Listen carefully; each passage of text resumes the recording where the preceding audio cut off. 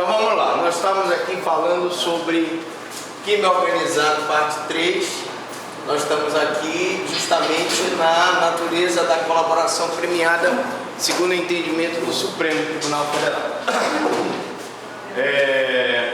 Bom, na aula passada nós iniciamos a colaboração premiada, que é um dos meios de prova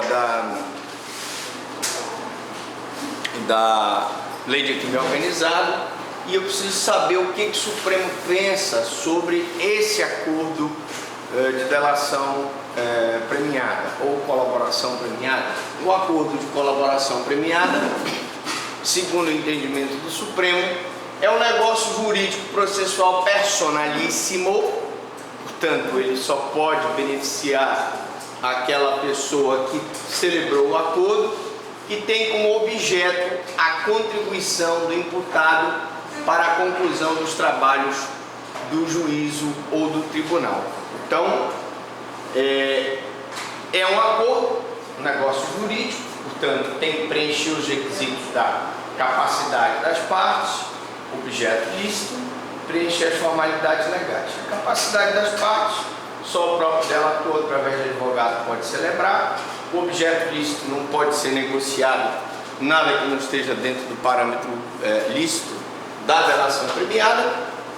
E a forma prevista em lei é que tem que ser feita através de advogado defensor, com a assinatura do promotor, com a assinatura do colaborador e dentro daqueles parâmetros de eficiência. Bom, a natureza da decisão que homologa o acordo é um ato homologatório da delação, que é simples fator de eficácia do acordo, limitando-se à pronúncia sobre sua regularidade, legalidade e voluntariedade. Portanto, o juiz, ao fazer esse acordo, homologar o acordo feito pelo Ministério Público, ele não está aceitando o que está lá no acordo, porque, como eu disse na aula passada, o que está no acordo ele tem que ser provado. Lembrando mais uma vez que a confissão do acusado, o acordo de delação premiada, não é suficiente para provar a autoria e materialidade e ensejar a condenação de ninguém. O que for dito aqui, deve ser feito uma prova. Esse acordo tem que ser provado a legalidade.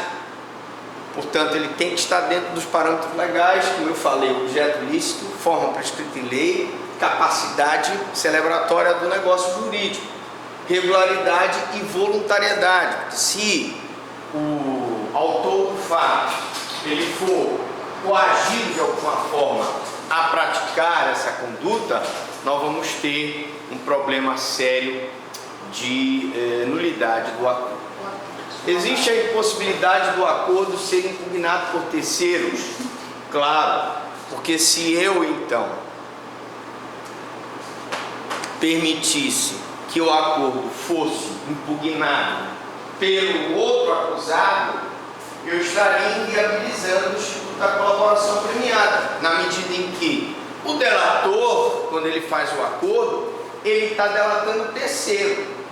Claro que impugnar não diretamente o acordo, mas aquela acusação que for feita a partir do recebimento da denúncia será tornada pública, e os outros acusados que forem eventualmente delatados poderão fazer prova em contrário dessa delação.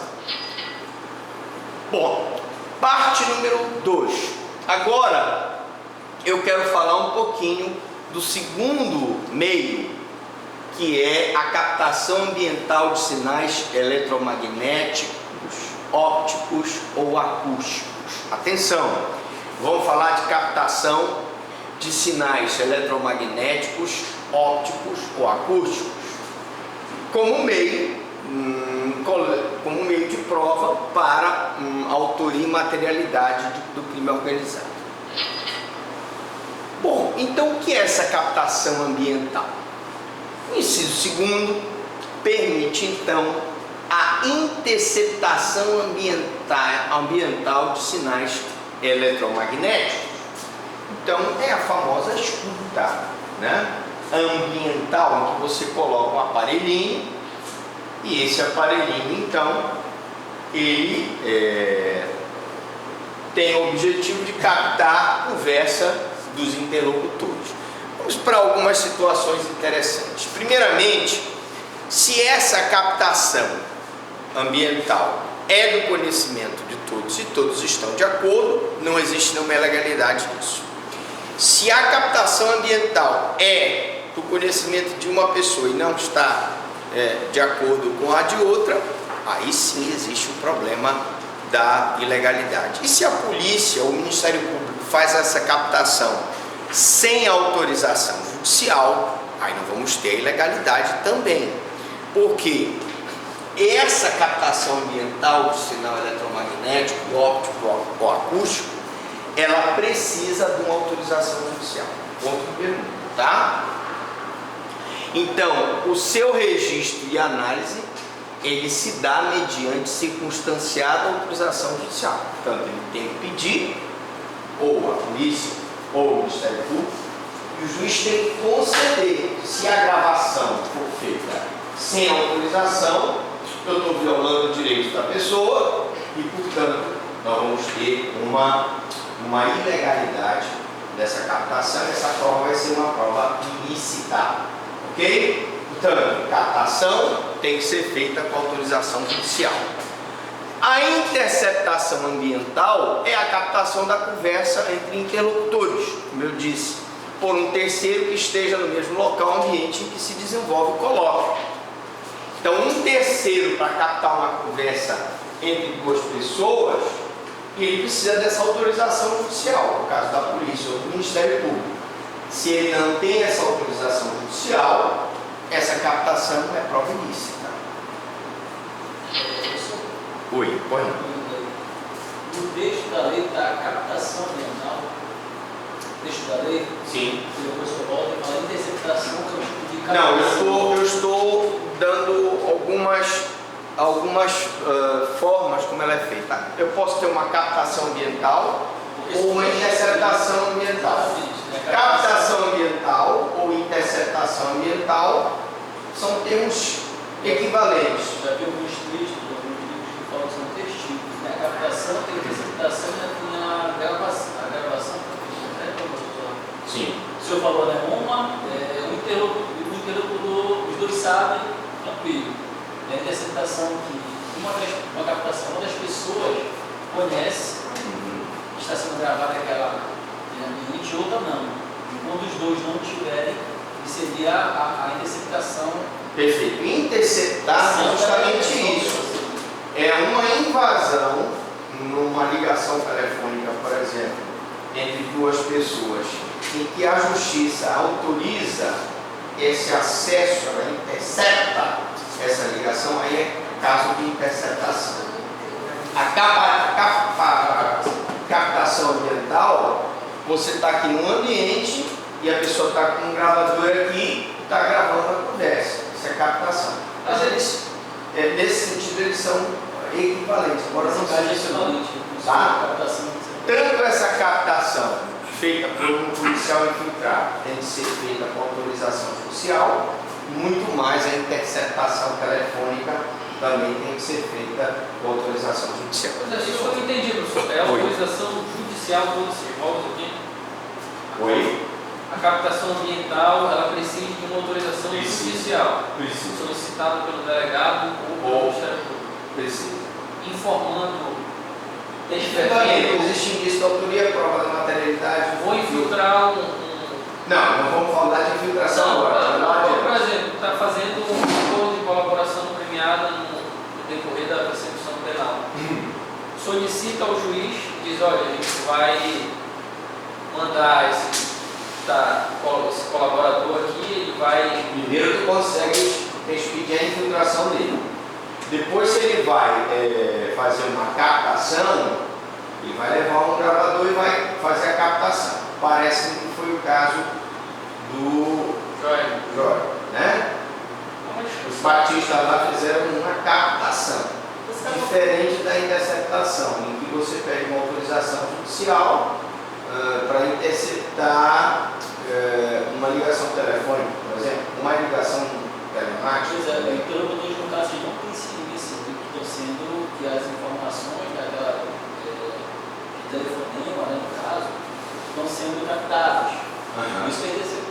Sim. Já quando o agente ele sabe que está sendo feito por um interlocutor que está presente no ambiente, passa a ser só captação. Não, captação. Nesse caso aí, elas têm dois Captação é qualquer captação. Se eu estou aqui e coloco um gravador e ouço vocês falando, é uma captação. Certo? Tá? Se eu intercepto uma conversa que teoricamente é sigilosa, se eu intercepto um e-mail ou uma mensagem que é passada num telefone celular, aí é uma interceptação. Ok? Para professor, fazer uma colocação aqui, Pode. que a lei ela foi criada, ela foi jogada para atividade de crimes comuns ou federais. Utiliza pela do delegado, de polícia civil, polícia federal. Mas já está sendo aplicado no âmbito dos crimes militares. Também. Então, na verdade, a interpretação. Porque tem organização criminosa dentro do âmbito militar. Então, não só delegados, mas os oficiais que são encarregados do curso de judiciária militar também fazem uso também dessa mesma norma, porque tem grupos organizados de outras organizações militares, então, policiais principalmente. Pronto. Então, você essa informação que, na verdade, foi muito limitado ao delegado. Isso aqui na verdade, é um resumo, né? Que aí eu teria que dar realmente. Nós temos uma aula de interceptação. Se vocês quiserem, na próxima aula a gente pode pegar. Eu estou esperando, inclusive, se delimitar essa questão do abuso de autoridade, para também a gente comentar, talvez na próxima aula, alguma coisa. Tá? É o que a gente estava falando aqui de manhã.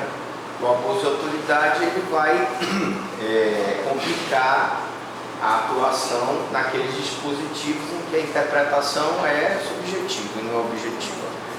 Nós não temos nada contra a questão do abuso. Acho que o abuso deve ser apurado e a pessoa deve ser punida. Agora é a forma como você tipifica o abuso que nos preocupa. Entendeu? Professor, sobre esse assunto eu queria fazer uma colocação. Sim. Eu acredito, né, que quando uma das pessoas está ciente da captação, eu acredito que não precisa de autorização judicial. Vou dar um exemplo, que não é bem uma captação ambiental, mas que se vê no dia a dia. Gravações telefônicas, às vezes a pessoa tem um gravador de chamada no celular dele, e alguém liga e ameaça e ficou a chamada gravada. E de regra vai por fora. Sim, mas se o cidadão não sabe que ele está sendo gravado, Mas ele a questão da proporcionalidade, o princípio da proporcionalidade da prova ilícita, existem decisões que realmente admitem essa gravação. Mas, de qualquer forma, se a polícia estiver fazendo essa captação ou essa interceptação, tem que ter uma autorização judicial. Eu falo assim, sendo do conhecimento de interlocutores. Um dos interlocutores está, seja de correspondência. Só se tu disser assim para ele, olha, fulano, eu estou te gravando aqui, ok? Não dos dois, não ambos. Um dos interlocutores. Mas a pessoa que está gravada, é isso que eu estou te dizendo. A conversa dela, presta atenção, é isso que eu estou querendo. Vamos supor, o teu amigo resumo, colocar uma mensagem que tu mandaste no WhatsApp para ele e pega, não tem essa situação do cara que pega uma mensagem do WhatsApp do amigo e joga no grupo. E aí começa a ver briga no grupo, olha, não era para tu ter divulgado isso aí, eu não queria. Esse é que é o problema. Não, a gente está falando para efeito de formação de prova em processo judicial. Não difamação. Acho que como veio de defesa Não, vamos lá. Se tu pega essa capa, o cara mandou, é uma captação, o cara mandou uma mensagem de WhatsApp para ti, tu coloca num grupo, certo? E não estou falando de calúnia, injúria e difamação. E essa captação é indiciária de algum crime dentro da organização criminosa, cuja pena está dentro, cuja pena de nacionalidade está dentro. Essa gravação, ela foi feita sem autorização judicial. O cara pode dizer, não, essa autorização aqui, essa gravação que ele colocou aqui, não houve autorização judicial. Aí vem o Ministério Público e diz, olha, pelo princípio da proporcionalidade da prova, como você, ao mandar a mensagem pelo WhatsApp, você tinha ciência de que essa mensagem poderia ser tornada pública, proporcionalmente falando, ela pode ser aceita, não com prova ilícita. E tem se aceitado essa prova. Tá? Mas o correto é, tanto em captação quanto em interceptação, é a questão da autorização judicial. Diferente, por exemplo, que eu quero discutir depois, e aí geralmente que a gente discuta, é a questão da quebra do sigilo fiscal pelo COAF, pela Receita Federal, e a quebra do sigilo bancário, quando a movimentação é superior a R$5.000, e esse dado é informado automaticamente como o início de uma investigação de lavagem de dinheiro. Ora, aí eu não quero entrar, já entrando um pouquinho no mérito, é uma coisa que ele praxe ser feita. Então, se toda vez que o COAF, em que haja uma questão de quebra do sigilo fiscal e bancário, porque aquela movimentação ultrapassou 5.000 e o COAF tivesse que pedir uma autorização judicial para quebrar, ficaria muito difícil investigar. Porque quantas movimentações são feitas por dia, né? Então, uma coisa que já vem sendo feita sem autorização judicial há muito tempo. Inclusive, eu quero dizer para vocês, e a gente vai mostrar daqui a pouquinho, eu não quero antecipar, mas existe já um entendimento do próprio Supremo anterior, o entendimento anterior do Supremo, feito um convênio entre o Ministério Público Federal e o Banco do Brasil, por exemplo, e havendo a suspeita de lavagem de dinheiro, o Ministério Público pode dar início à investigação sem necessidade de autorização judicial. Então veja, o que eu estou mostrando aqui nesse primeiro momento, um meio de prova que precisa da autorização judicial, tá? Salvo pelo princípio da proporcionalidade. Com ação controlada. O que é ação controlada? É uma técnica, né? Especial de investigação, por meio da qual a autoridade policial, administrativa, Receita Federal, corregedorias, mesmo percebendo que existem indícios da prática de um ato ilícito, impulso, retarda, atrasa, adia, posterga a intervenção deste crime para um momento posterior, com o objetivo de conseguir coleta de mais provas, descobrir os coautores. Aquele caso que eu falei da droga que estava sendo transportada de Tabatinga, passou no Amazonas, e que foi feita aí uma ação controlada, em que na verdade a polícia do Amazonas, polícia do Pará, Ministério Público Estadual do Amazonas e do Pará, e mais o Ministério Público Federal e a Polícia Federal, retardaram, perceberam o indício da prática do ato ilícito, atrasaram, adiaram, postergaram o flagrante. Isso é que é ação controlada. Você pode perguntar assim, mas a postergação do flagrante não é ilegal? As autoridades policiais não tinham obrigação de prender aquele cidadão? Sim. Mas se ele comunica ao juiz que está autorizando a operação, diz, olha, que a Polícia Civil está subordinada ao juiz estadual e a Polícia Federal subordinada ao juiz federal. Diz, olha, nós vamos retardar, porque de Tabatinga até Belém, a gente quer pegar exatamente todos os membros da organização criminosa. E aí eu paralelamente peço uma interceptação telefônica, e tem que ter autorização judicial, para eu ter um número do traficante que está no barco levando a droga, né? E quero saber todas as pessoas que vão ligar para ele. Eventualmente vão ligar, não vai ser a namorada dele, não vai falar nada sobre a droga, mas pode ser o cara lá de Santarém e dizer, e aí, como é que chega a droga aqui? Olha, daqui a 3 dias está chegando a droga aí em Santarém. Então aquele cara é também partícipe no mínimo daquela organização criminosa, chega aí no porto que eu falei, Porto de Mós e Almeirim, foi feita uma troca de guarda.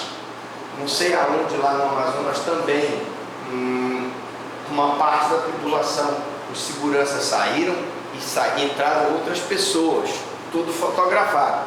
Então eu estou aqui coletando provas para descobrir os coautores, né? Partícipes da empreitada criminosa, recuperar o ação ou resgatar com segurança eventuais vítimas. Não tinha vítima aí, era só a droga. Mas como eu já sabia pela interceptação inicial que a droga vinha da fronteira do Amazonas, né, para Belém, fronteira do Amazonas com o Peru, não é isso? Para Belém, eu então espero chegar em Belém para fazer a apreensão dessa droga, porque é uma ação controlada.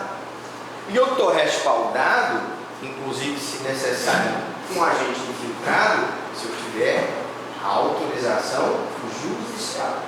Ok?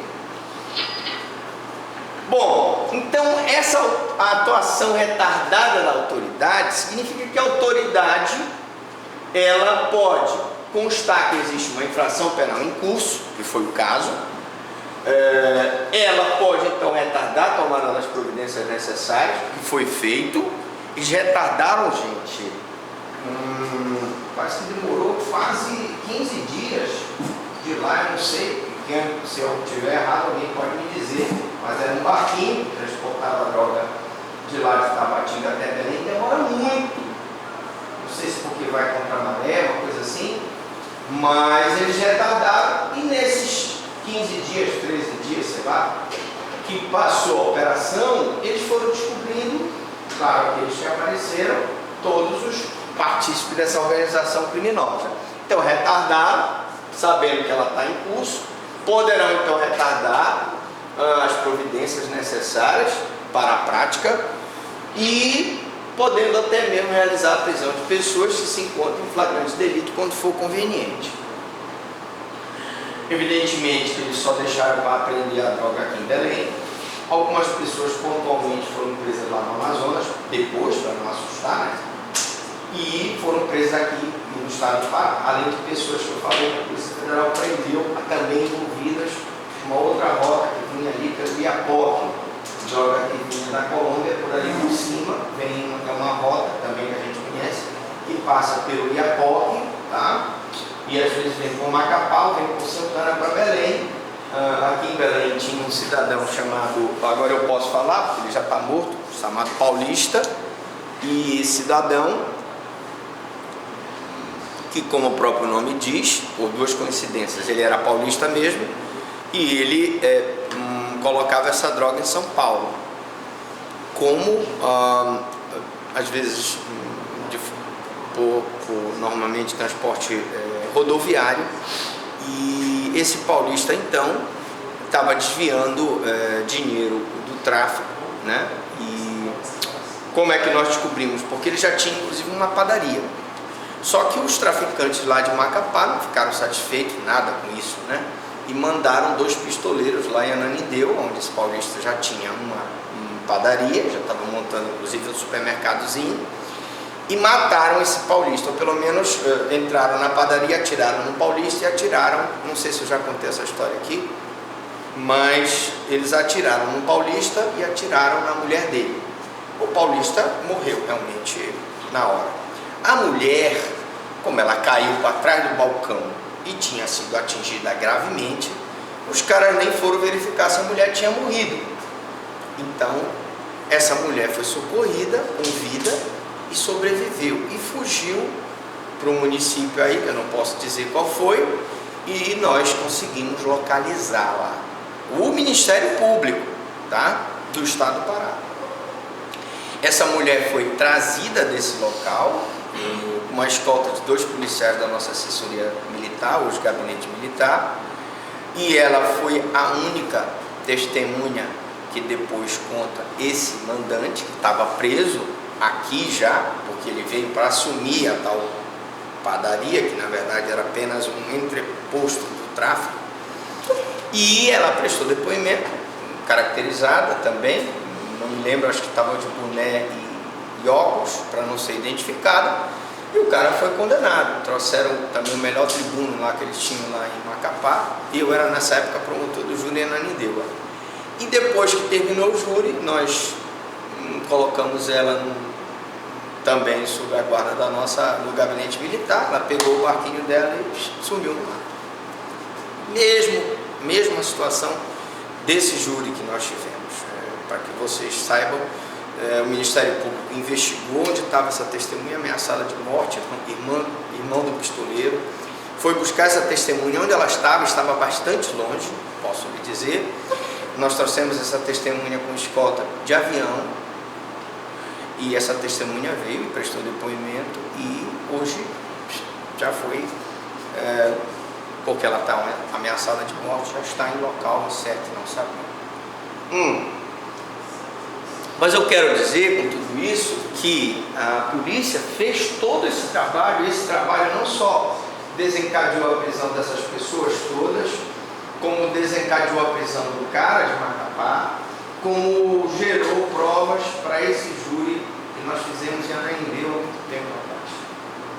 Bom, mas voltando aqui, flagrante prorrogado e flagrante retardado. Vocês sabem, é do conhecimento de todos, e esse é um curso também um pouco de processo penal, já que essa lei é uma lei penal e processual penal, de que qualquer pessoa do povo poderá, e a autoridade policial e seus agentes deverão prender quem se encontra em flagrante delito. Lógico, isso aí todo mundo sabe.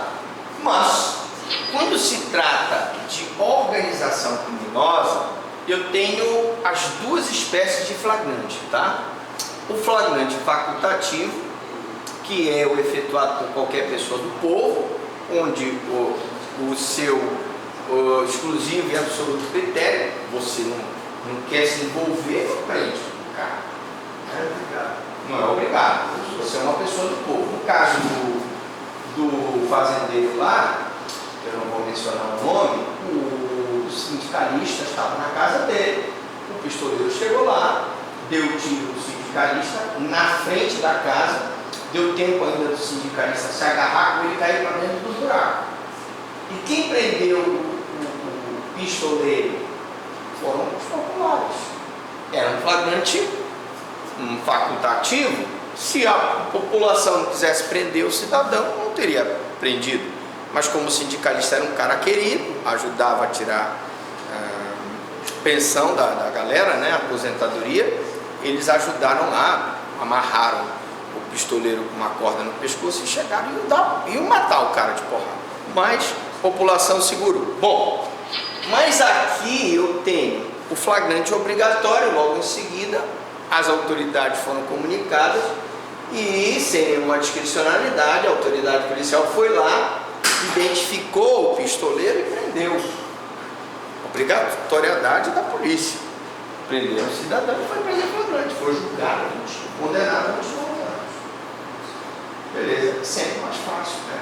Agora, eu não vou ter um cheque do mandante pagando o pistoleiro para matar o cara. Não vou ter um recibo, né? Isso eu não vou ter. Foi o que eu expliquei. Mas a criação do flagrante discricionário pela lei de crime organizado é que é a novidade aqui. Porque uma coisa é o flagrante feito pela população, uma coisa é o flagrante obrigatório feito pela autoridade policial. E esse flagrante discricionário?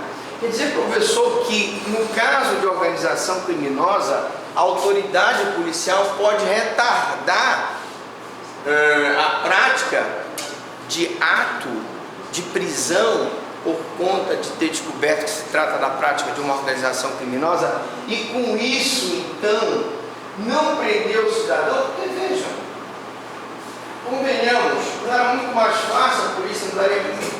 Na hora que o barco saiu lá de Tabatinga, podia ter pego logo no Amazonas. O pessoal já da polícia do Amazonas informado, melhor para eles, não? Mas eles disseram não vamos fazer isso. Espera. Vai demorar um tempo para chegar em Belém, já teve uma interceptação, já tinha um primeiro uma interceptação, esse barco ia para Belém. E aí, meu amigo, é só esperar e pegar.